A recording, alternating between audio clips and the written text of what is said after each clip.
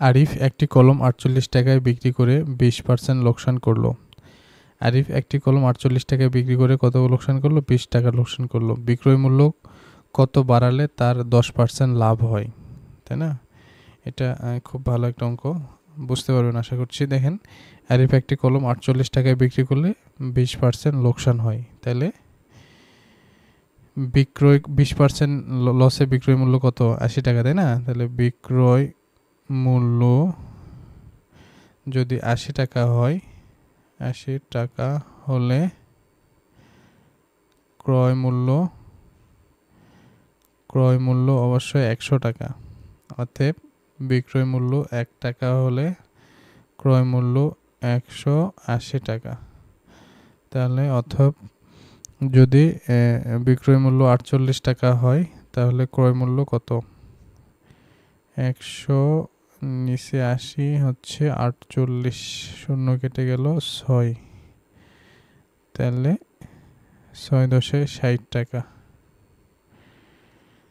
তাহলে বিক্রয় মূল্য কত বাড়াতে হবে, তাই না? তাহলে ৬০ টাকা।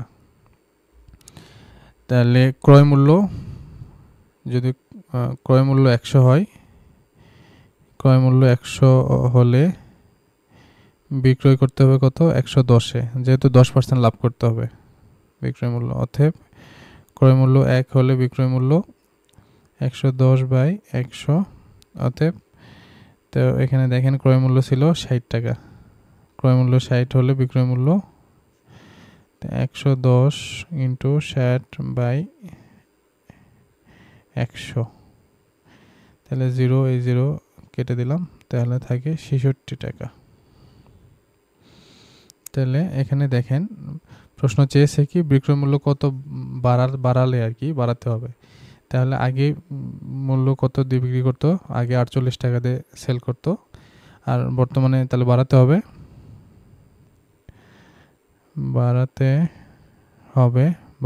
কত? ৬৬ - ৪৮। তাহলে এটা ক্যালকুলেশন করলে আসে আমাদের ১৮ টাকা।